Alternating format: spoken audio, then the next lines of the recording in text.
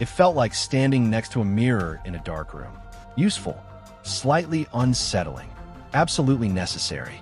Whoever built that network behind a government door was counting on the investigation being slow, compromised, and afraid. They had not accounted for her. They had not accounted for him either. And that, in Naledi Makona's experience, was exactly the kind of mistake that ended empires. This network erased 7 lives and hid behind government walls. If that disgusts you, comment below and tell us whether you think Seo Jun can be trusted or whether he is part of the same darkness. Subscribe now because only people who love truth survive what is coming, and no coward will want to stick around for it. The address in Yongdongpo was a building that had decided, architecturally speaking, to give up.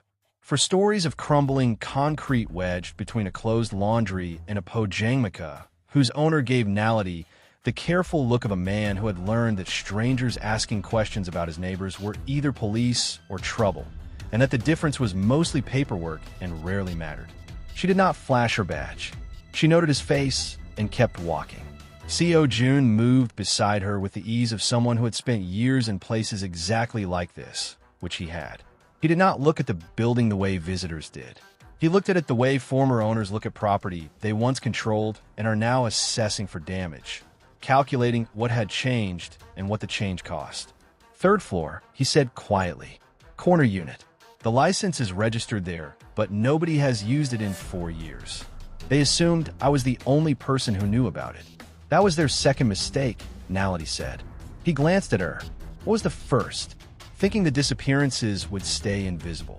They entered through a side stairwell that smelled like decades of other people's decisions. The third floor hallway had 4 doors. 3 padlocked, 1 not. The unlocked door was the corner unit. Unlocked doors are never accidents. They are invitation. Either traps or invitations, and the difference mattered. She read it from the doorway first. Small office, dusty desk, 2 chairs. On the desk, a single manila envelope. The only disturbed dust was a clean path from the entrance to the desk, which meant someone had been here recently, walked in, left something, and walked out, touching nothing else. She looked at Seo Jun. He was looking at the envelope with an expression she had not seen on him before. Something older than urgency. The particular heaviness of history sitting on someone who had survived things they themselves caused. "You know what that is?" she said.